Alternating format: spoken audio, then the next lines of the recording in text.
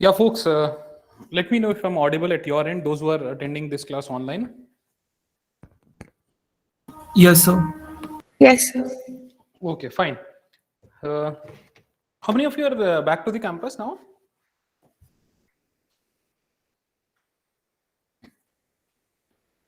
No one?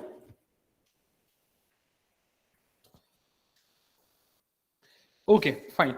Anyways, in the previous class, we had a discussion on your 4+1 view architecture.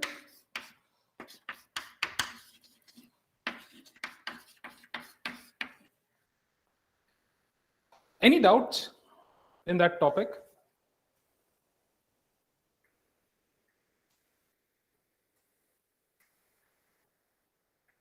Clear, or it's all clear? I mean, Sir, it's clear. okay, fine. So in today's class, what we're going to do is we'll take a step ahead. We'll move a step ahead where now we saw that there is something which is architecture which is there on the top, and below which we are now going to deal with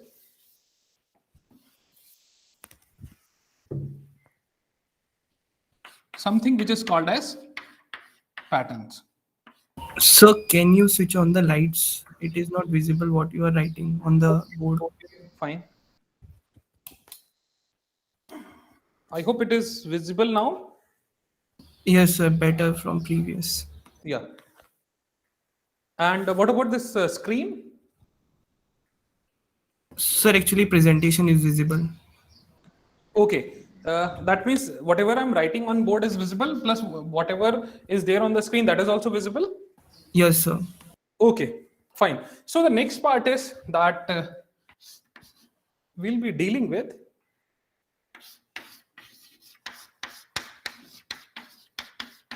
patterns. So when I use this term pattern, what it means in general terms? What do you mean by pattern?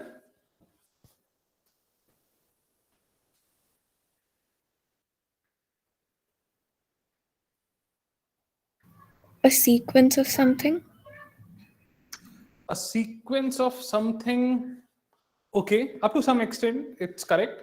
So when we say pattern, so this is something which is repetitive, you can say repetitive, and obviously it will be something which can be reused. In fact, just like your architecture, this pattern can be reused, right? We saw that there is a possibility in case of architectures, this is something which can be reused, and similarly in case of patterns also, this thing can be reused. So the patterns which we are talking is nothing but your architectural design patterns. Right. So this is architectural design pattern. So there are there is another way to look into patterns where we will be actually dealing with the code. Here we will be dealing with the design part, right? So you can say there is something called as architectural design pattern. There is something called as coding design pattern, right? So here, as we are talking about architectures, so in this course we'll be talking about your architectural design patterns, and obviously afterwards we'll talk about something called as tactics. So all these things, right, your architectural design patterns and your tactics, actually we are using in our day-to-day life, but we are not aware about it, because that's something which comes into picture when we are dealing with the actual development at the higher level, right? Because we saw and we read that okay, architecture is something which is at the higher level, and then we move to your designs, patterns, tactics, and coding, and so on and so forth. Now so see, just a basic definition about patterns, right? So somewhere in the year 1987 we were talking about object oriented design, right? Or in fact, you had a separate section of a topic which is called as your OAD, right? So this stands for Object Oriented Analysis and Design. So probably in your advanced programming course, you might have gone through this. James Rombaugh was a very popular book for Object Oriented Analysis and Design. So this was coined in this year 1987. Later on, we got these things in details from this particular literature, which is your design patterns, element of reusable software in the year 1994. It was given by Eric, Richard, Ralph, and John. So these people were, called as GOF, which is gangs of four, right? This particular term is also very popular in case of software engineering, right? GOF, which is gangs of four, because four people gave this design pattern, which gained very high visibility, and overall this particular thing became very popular, right? You'll see that you are actually familiar with these things in the next few slides, but in actual formally you are not aware about these things. So when we talk about design pattern, so the basic definition says that this is something which is a general usable solution to a commonly occurring problem, right, within a given context in software design. Because since we are talking about software, so here we'll say that, okay, this is a solution for a problem which is occurring now and then, and obviously it is dealing with your software design. So this is not a complete design, so not a finished design that can be transformed directly into the code, right? Because here once again we have although moved a step ahead after a software architecture, but it's not that much close that it can be directly implemented as the code. Your UML diagrams, your data flow diagrams, those, or even your class diagrams, those things can be directly transferred into the code, but not these design patterns, right? It's once again, as I said, it's just a step ahead of software architecture, but not that much close to the actual implementation, which is your coding part. So your pattern, as I said, can be reused just like your software architecture. Now the point is that what basically this architectural pattern is. So once again, I took this definition from the same book, Your Software Architecture in Practice, from these three guys, your Bas, Clemens, and Kasman. So what it says is that the package of design decisions repeatedly found in practice. So that means we are dealing with design decisions and has known properties that permit to reuse, and obviously this is going to describe a class of architecture, right? So it's something which can be repeatedly found in practice, and obviously we can reuse it just like your software architecture. Your design patterns can be reused, and it describes a class of architecture. So in case of your architectural pattern, first of all, we look into what basically the underlying context is. And once I have identified the underlying context, now I'll try to deal with the problem. I'll try to analyze that particular problem.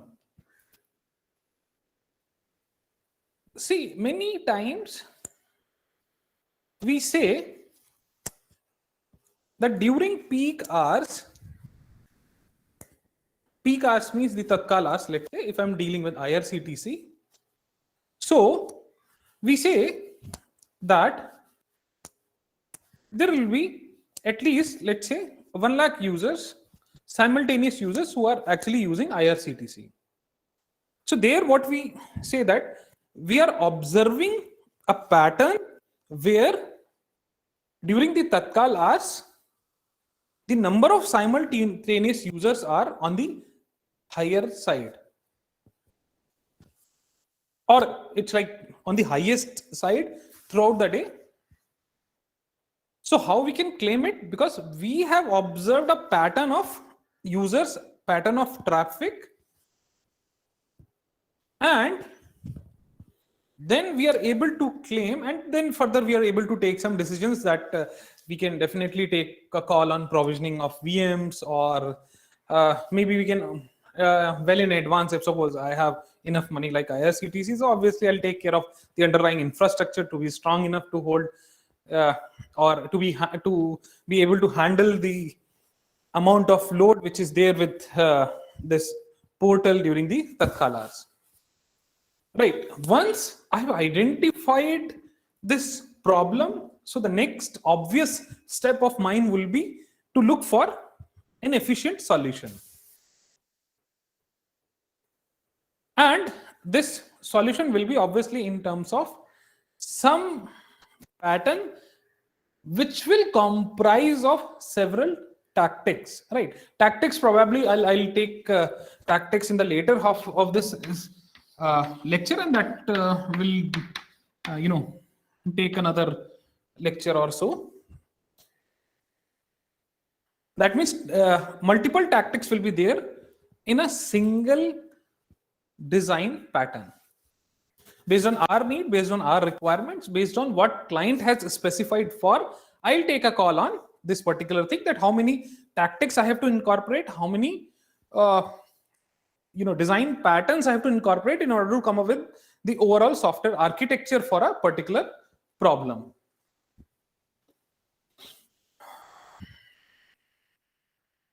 Now, what we need to remember is, any particular problem which I have encountered can have one or more than one possible solutions to it. So in case of any specific requirements which I have received, I can take a call on several options. For example, let's say I have a portal where I got to know that, and this portal, let's say this portal is dealing with banking facilities. So I got to know that from at least 9 a.m. to 5 p.m. or let's say 6 p.m. these days, right? Bankings are on a very efficient side these days. So from 9 a.m. to 6 p.m. I cannot expect, or I cannot afford to have a downtime. Right, downtime of entire banking facilities, plus on top of it, even if this ATM services are also up and running, that would be fine. Right, from 2 a.m. to 3 a.m., let's say in the late night time, I can afford to have some amount of downtime, right? Even IRCTC on regular basis goes for maintenance, right? There is a downtime on daily basis, just to consolidate and if any modifications they have to made on daily basis, just because the number of transactions on IRCTC portal are very high. Similarly, if you're using internet banking, many times you might have observed a message which scrolls, or maybe sometimes you'll find a message which is available in a flash mode. In that case, what happens is that you'll find a notification that we need to go for a periodic maintenance. So there will be a downtime. Our systems will not be available. Our debit cards and credit cards will not be functional during this period to this period. Right. So these are some of the possibilities. Now coming back to this, when I have a problem, so there can be one or more solution to it. So for this, I was taking an example of a banking services where I said that my system should be up and running from 9 to 6. Right. Beyond that, if it is available, then also it's fine, because many of the banking activities, if with introduction of UPIs and other stuff, that we cannot afford to have a downtime which is at least during the regular hours, and that's what we expect from the banking services. Now, so in order to provide, we got to know that from 9 to 6, comparatively, the number of simultaneous users, or maybe the overall users, will be on a higher side, just because from 9 to 5 or 9 to 6, on top of the regular users, the banking people will also be accessing the same software, maybe from a different end, which is your back end, or maybe from a different, totally different end, from the admin side, from the dashboard size. But yes, overall traffic would be high. So for that sake, I definitely can take a call that during these peak hours, if suppose my system is available on cloud, so I'll provision for more number of VMs. Another solution can be, let's say, obviously I'll look for, providing more RAM to my central server. I'll take care of the backup servers. I'll take care of synchronization. I'll take care of what tactic to use if suppose my system goes down all of a sudden. So these things will be taken care of. So that's why we say that a problem may have and may use more than one pattern. So for any problem, we can come up with a possibility that one single pattern is not sufficient enough to take care of all my needs. In that case, what I'll do is that I'll take a call to incorporate more than one pattern. And as I said, in one pattern, there will be more than one tactic as well. Right, so this is an incomplete list of patterns which are available to us. I'll cover some of these in today's class. So what we have is, we have a broker pattern, and we have MVC, we have pipe and filter, we have client server, we have peer-to-peer, we have service oriented, we have publish subscribe, we have shared data architecture or pattern, you can say, layered pattern, map reduce, multi-tier, right? So all these things are there. Let's cover some of these patterns in the next few minutes. So what we can do is, let's take some of these.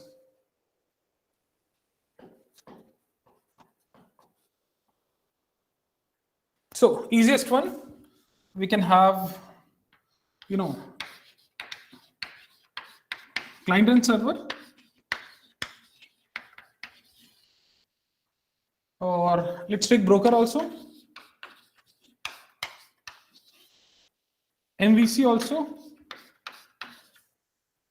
let's take pipe and filter also,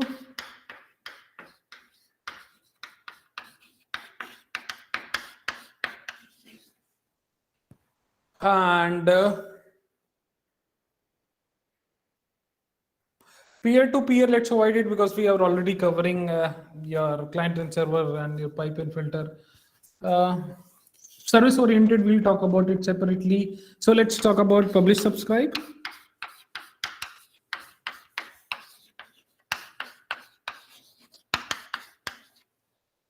Or yeah, let's take one, map reduces.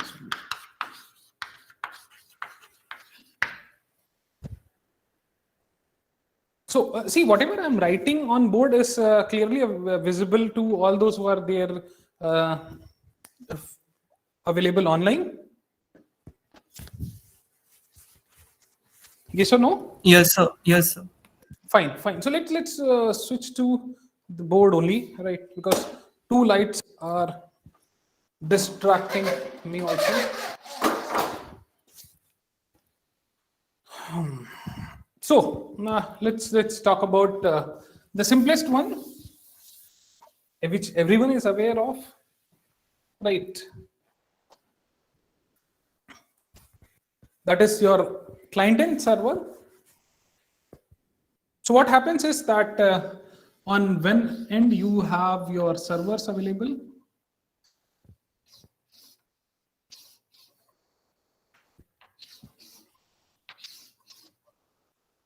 Then in between you have your indirect connection. And on this end, what you have is your clients.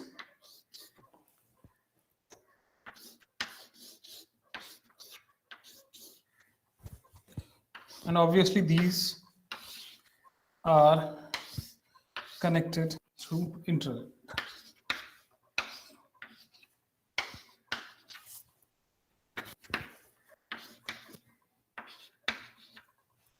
All right, so this is your client server architecture, the traditional one, and you must be familiar with this kind of setup where what we have is on one side we have set of servers. These servers might be or might not be visible to these clients, right? That would be clear once I'll talk about your broker pattern. And on this end, we have clients sitting which are relying on a tactic which is your, request and response. I'll talk about this ping and echo and other stuff. So these clients are relying on this, and even servers are also relying on this. So continuously your request is routed to these servers through internet, and in return you're going to get the response from, based on what kind of tactic we are following. We'll be responding back to these clients. For that sake, in order to efficiently make this request response service proper, what we do is that we rely on two kind of architecture, and in between I have something called as load balance. See, these things are separate, don't mix up the things. Just for your extra knowledge, as of now, just assume that these are the set of things where on one side I have servers, on the other side I have clients, in between I have internet. So in between, what I have is, I can have, based on what kind of architecture I have, I can have a pull based load balancer,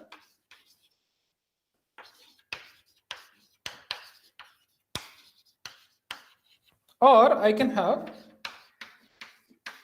a push based load balancer.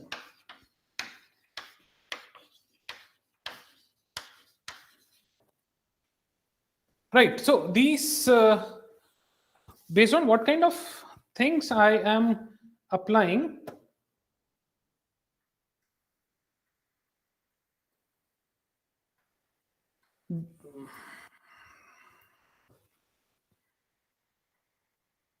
just a second, there are some issues with the recording, because it is, if suppose I'll share this.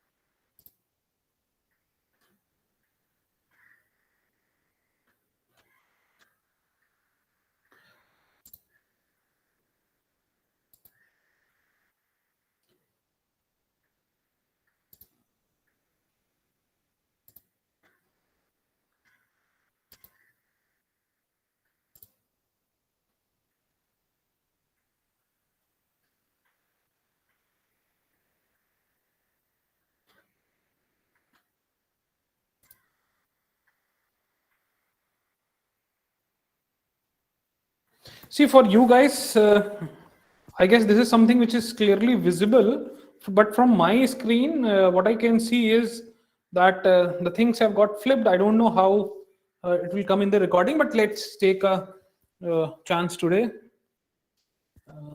Let's go ahead. We'll see. Yeah, so at this moment of time, just assume we have this kind of client and server setup, and on this end I have servers, on this end I have clients.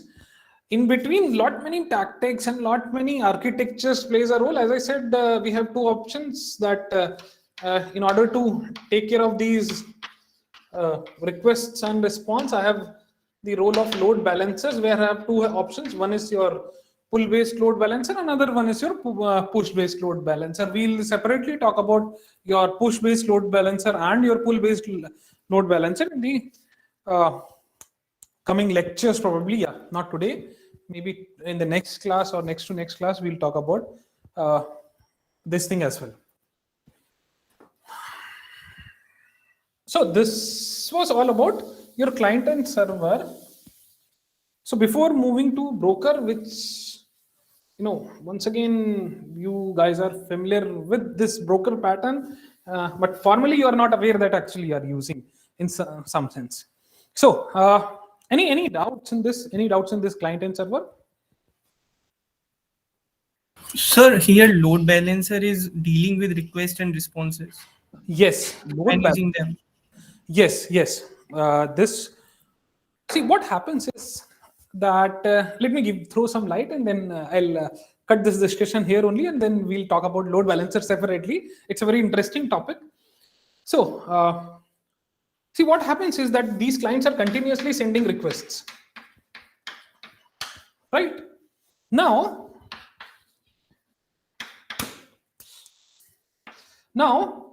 and these clients are expecting the continuous response, right? Now, what situation we can come across is that, let's say this client was sending the request, and this server became unhealthy, right? Unhealthy means that the server is not able to respond back properly. In that case, what happens is that load balancer takes a call based on some of the tactics, right? As I said, some very interesting topics we are going to cover in the next few lectures. So based on the tactics which we have applied, the request is routed or rerouted to the best available or the next available server, and then server obviously processes this request and send back the response, right? So that's how a load balancer comes into picture. And as I said, at this moment of time, let's stick to client and server. But yes, load balancer will always be there. It's like, you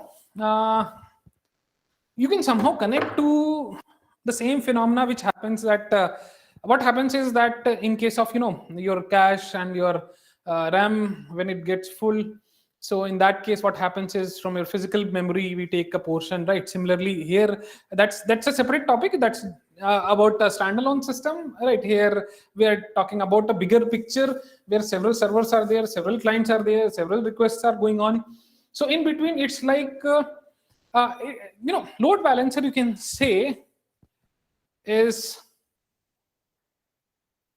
from the real life example, you can call it as a traffic police who will take a call that, okay, we have like 4 options. If suppose 2 of the roads are blocked, so let's divert the traffic towards the 3rd road, and then you have to manage the things, right? Somewhat similar to that. I hope I'm able to clarify your doubt, Rahul. Yes, sir. Yeah. So any doubt?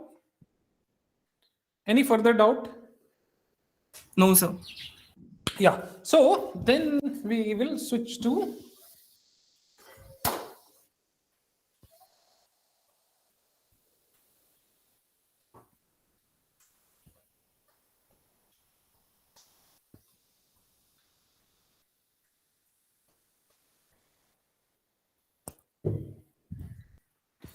my apologies if you are facing issues with my handwriting, because after 2 years I'm using this board, nearly 2 years I guess I'm using this board, or else we are sticking to those tablets, and then we had no practice left with this.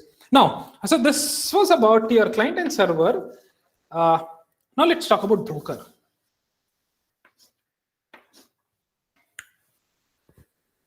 See, why I have added this sequence, you might have observed from the slide, I deviated, I lifted, and I came up with this kind of sequence just because from the client server, we are moving to the next step, because I already gave you some hint of what basically this broker is doing in a form of this kind of setup where I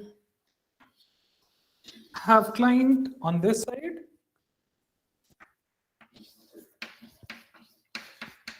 your server on this side, and what we are left with? We are left with broker. So broker on this end. So now what happens is request goes from this end,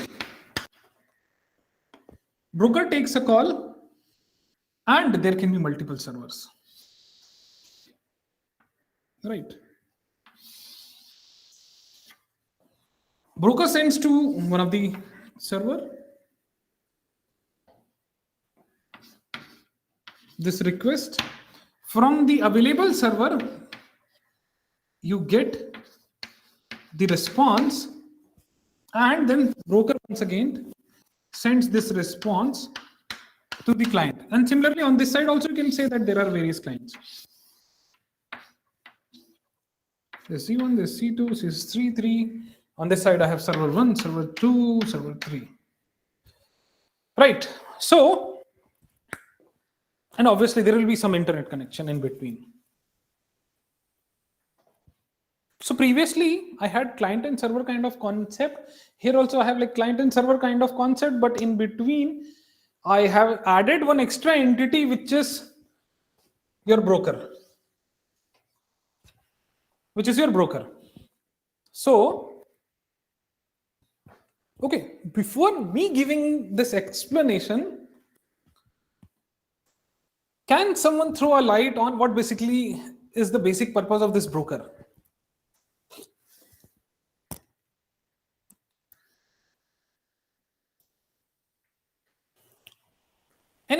Anyone can, just a random try will also work from me.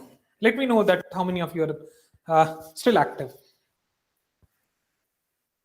Sir, it looks like it is working like a load balancer only. Not really. So it might authenticate the servers or the clients. Okay, up to some extent, yes. So Anusha, you are about to reach that particular point. So what happens is that many times among these clients, someone might be a malicious user, right? Someone might be a malicious user, and I don't want that there should be a direct exposure of these servers to these clients, right? In that case,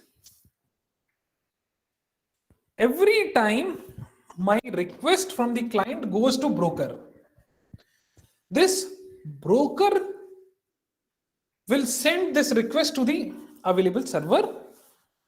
So this client has no clue that where his or her request went to.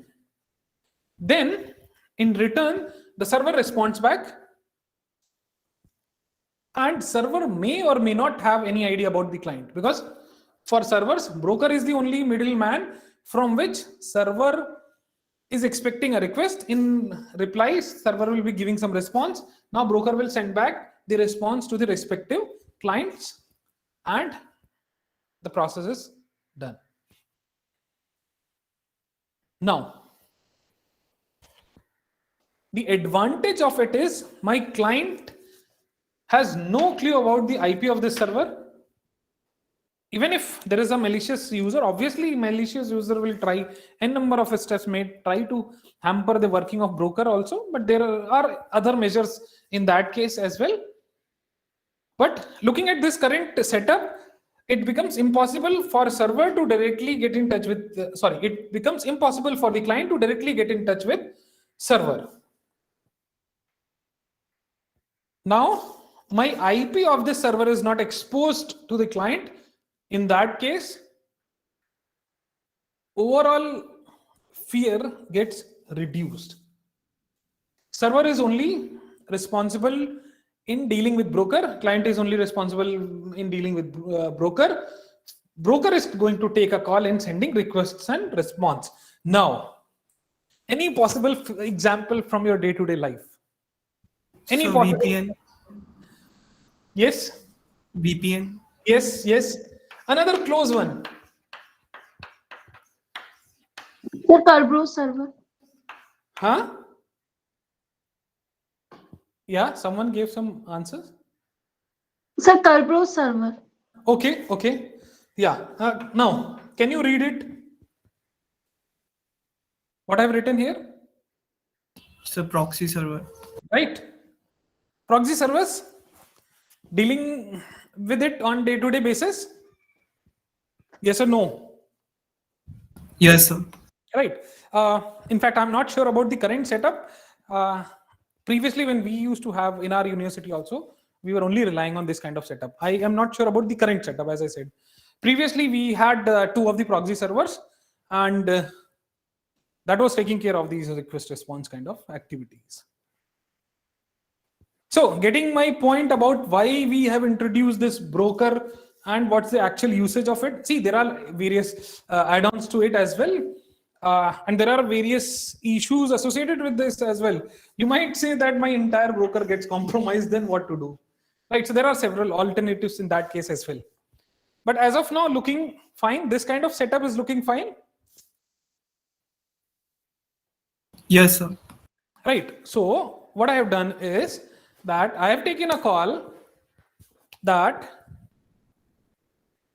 let's say I have a banking application, right? Now I have servers placed at various locations, and I've introduced a proxy server who's taking call of sending these requests and response. My actual server is kept safe and sound. See, in any of the organizations in universities, you'll find this broker pattern readily available, right? As I said, we used to also have 2 proxy servers. As of now, I am not aware about the current setup. I'll definitely go and ask what kind of setup we have right now, but we were also relying on this kind of setup. Yeah, so the next one is MVC. This one also is something to which you people are familiar with, and you are using it on, once again, day-to-day basis.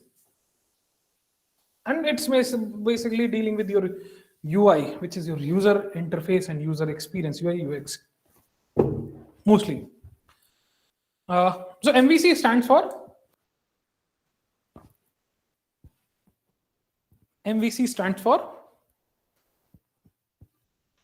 Model view controller.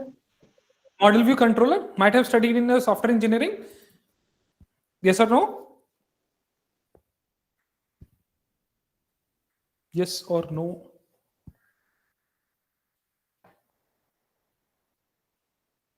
Or no clue at all what basically this is. So let me throw some light. Simple one. What we have is I have several models available with me.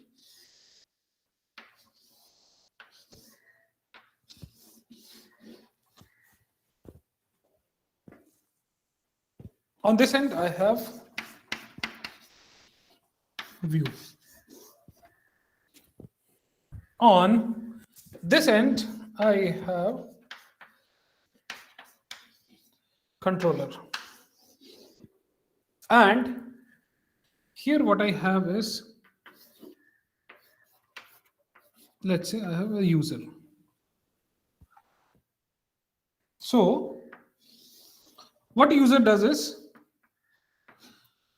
with the help of this controller, user takes a call on the available model, and with the help of this, we get a view, and once again, we can have multiple views. Then user is able to see a particular view. On this side I have model, on this side I have view, on this side I have a controller.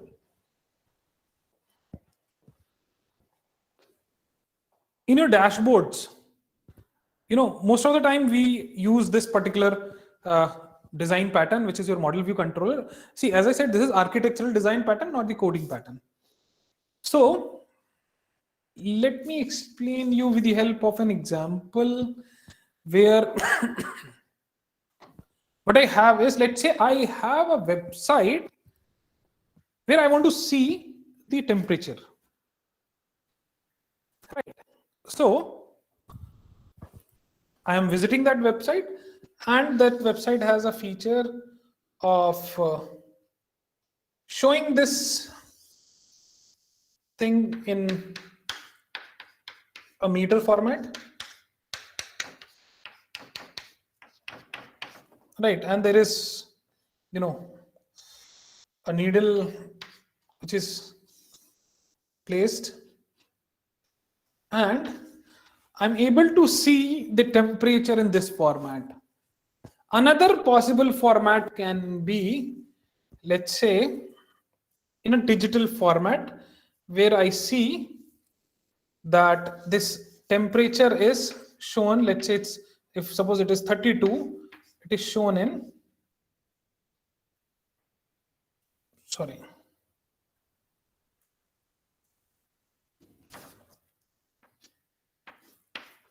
32 degree and a C, let's say. Right. Another possibility can be, I'll find a thermometer kind of thing, and there I'll find the readings, and then this goes red, let's say, up to this side.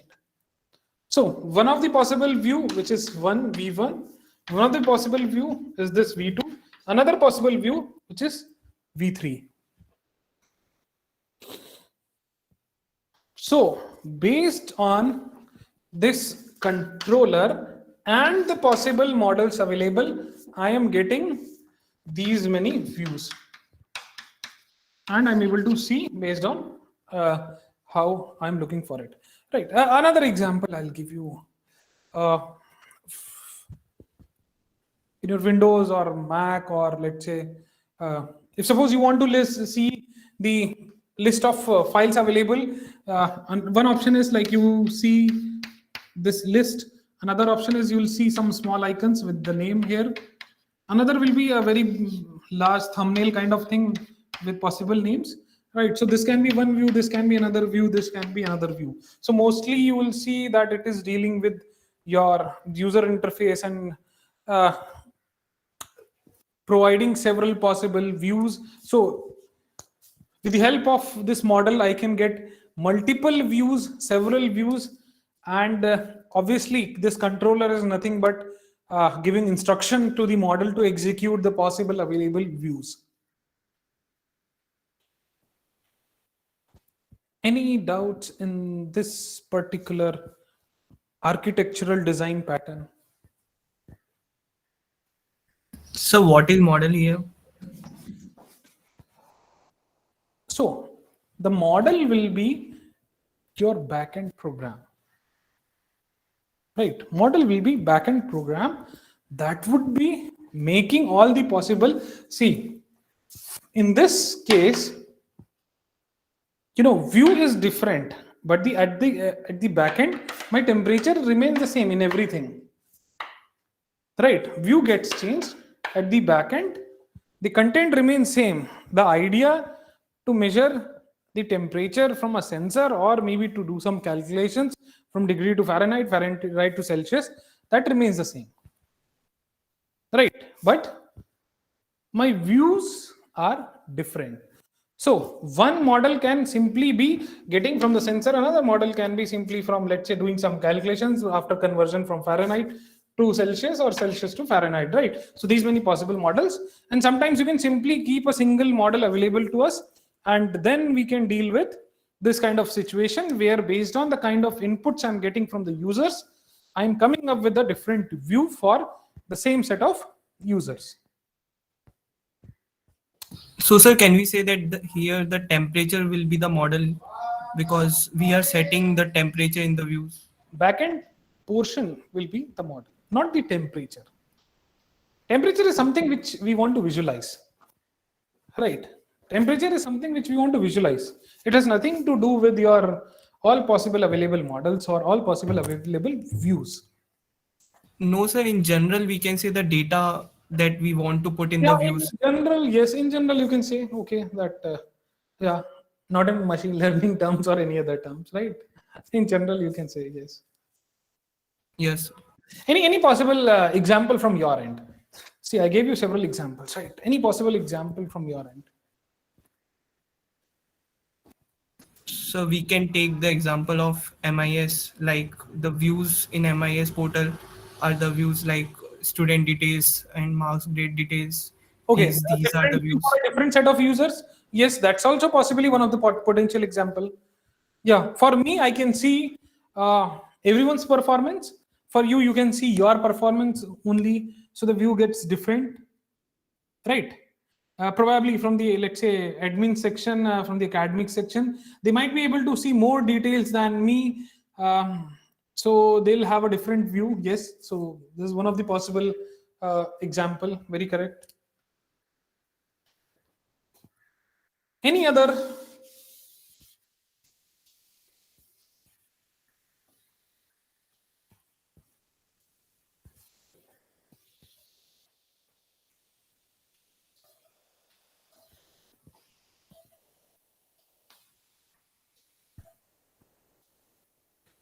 Any other example? Anyone else? No? Okay, so we are done with MVC as well.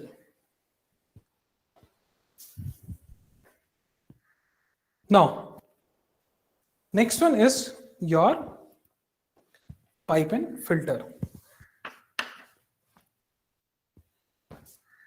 A simple one. What we have is, we have pipes.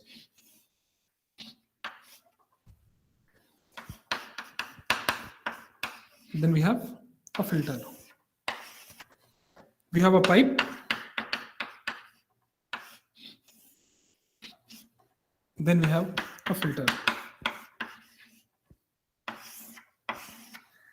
Once again, I'll have a pipe, and then I can have a filter. And this can continue, and at the end, I'll have a pipe.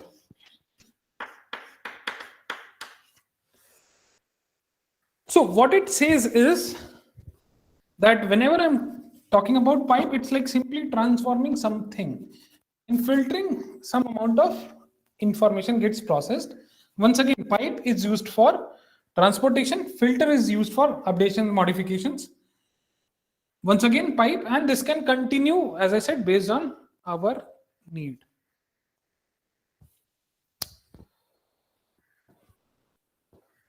Any possible example? Any possible example?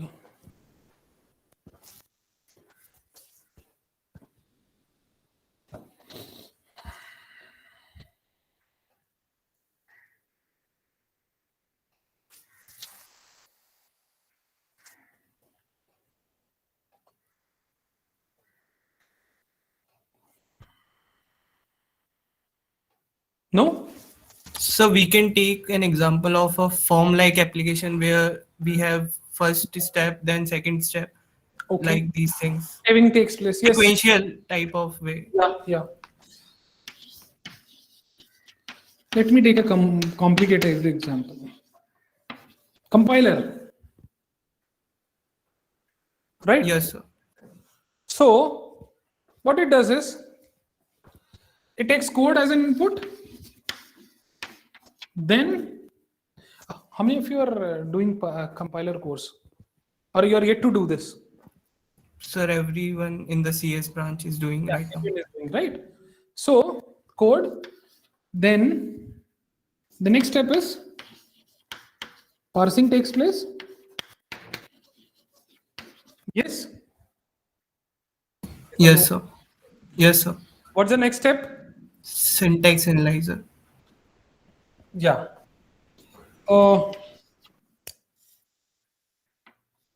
Semantic analysis. See, I don't exactly remember. Just take a simple, right? Semantic analysis or something else? Sir, it was like first lexical analyzer, then syntax Yeah. analyzer, then semantic Yeah. analyzer. Lexical plus syntactic. Okay. Yes. We deal with lexicons, yes. Lexical analysis, then semantic analysis, then code generation, or before that we have some steps. I don't exactly remember. What was the next step? See, you guys have done compilers. Sir, intermediate code generation, then code Code generation. optimization, Yeah. then Code generation, code optimization, then machine code generation, final machine code right, so on and generation. so forth. See, I did in the year 2008. Right. You people are right now doing it. You should have simply, informed me one by one. These things should be there. See, these things should be there on your tips, right? So this is one of the example, right? In case of compiler, you gave code as an input. So that was a pipe. When you gave an input, filtering took place where parsing was done. Once again, it was passed on for the lexical analysis, right? Once again, it was passed on for semantic analysis. So, semantic or syntactic, I'm still unable to recall, right? Then your code generation, code optimization, and so on and so forth. Another example can be, firing a SQL query. SQL query gets fired, right? Once again, it takes care of whether the person has fired it has the right to bring some changes to the database. So filtering takes place, right? Then some modifications, updations to the database. Then if suppose the user has that particular access right, then we get some output, right? So these kind of things, passing on the information, filtering something, once again passing on the information, filtering something, and as I said, this will have, based on the number of steps, it will have number of pipes and filters. At the end, obviously, in the beginning, it will have a pipe. At the end, it will have a pipe. Any other example?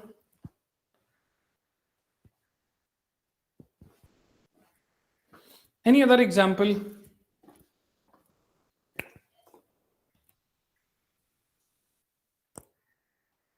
Your MIS can be one of the examples, right? So initially what we do is we fill your quiz marks, your midterm marks, then only, processing takes place. I'll be able to, enter the end sem marks, then processing takes place. I'll be able to calculate the grades. Once grades get approved, it gets published. So pipes and filters, all the steps are sequence wise. I cannot break any step, and in between I can jump. Like I cannot directly enter your end sem marks, right? Before the midterm, I have to, before the end term, I have to enter your midsem marks. I have to lock it, then only I'll move to the next step. So that's how it works. Any other example from your day-to-day life?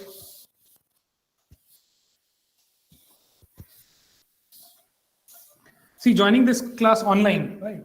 You have to log into your system, right? Even if it is saved at the back end, this gets checked with the help of Google, right? Entering into classroom, then clicking for this, and when I'm available, then only you're able to. When the host is available, you're able to join this particular class. Now, next is publish and subscribe. So there, what I have is, I have two kinds of services.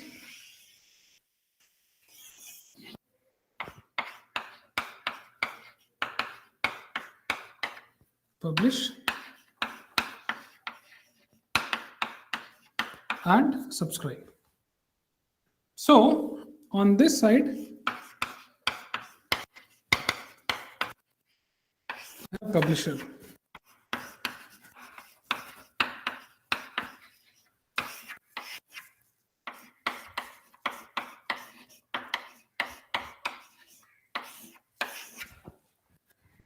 On this side, I have subscriber.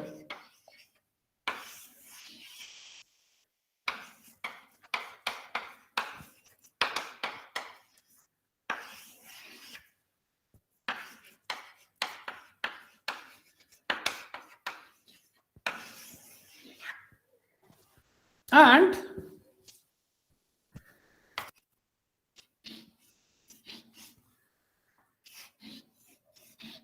what is the role of publisher? To publish the information, and in return subscriber gets the information. So what happens here is these subscribers are subscribed to some of the services, possibly one or possibly two or possibly all. These publishers keep on pushing the information, and based on the subscription, each subscriber or all the subscriber gets the update.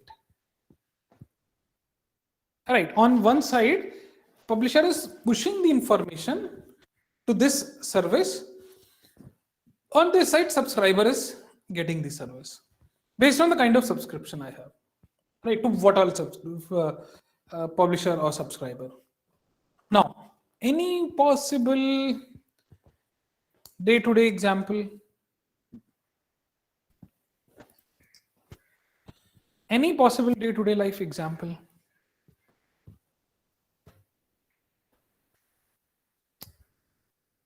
So can we say all the service based architectures like APIs and endpoints that we are using might come in this? Yes. Another example I will give you.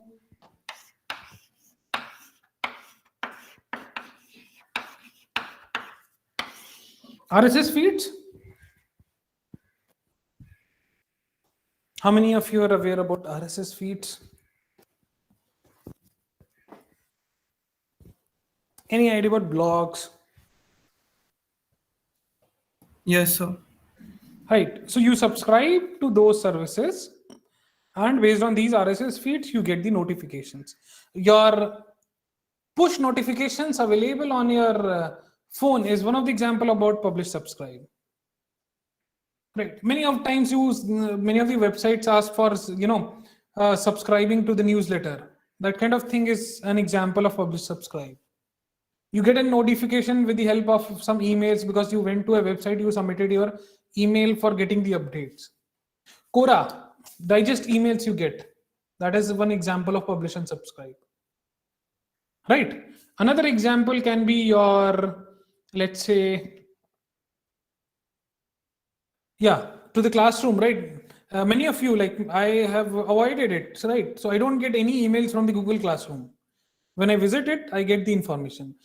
Most of you might have subscribed to it, and you are continuously getting the emails from all possible classrooms to which you are subscribed with. Right, so that kind of thing is your publish and subscribe. Any doubts in this? Any doubts in this?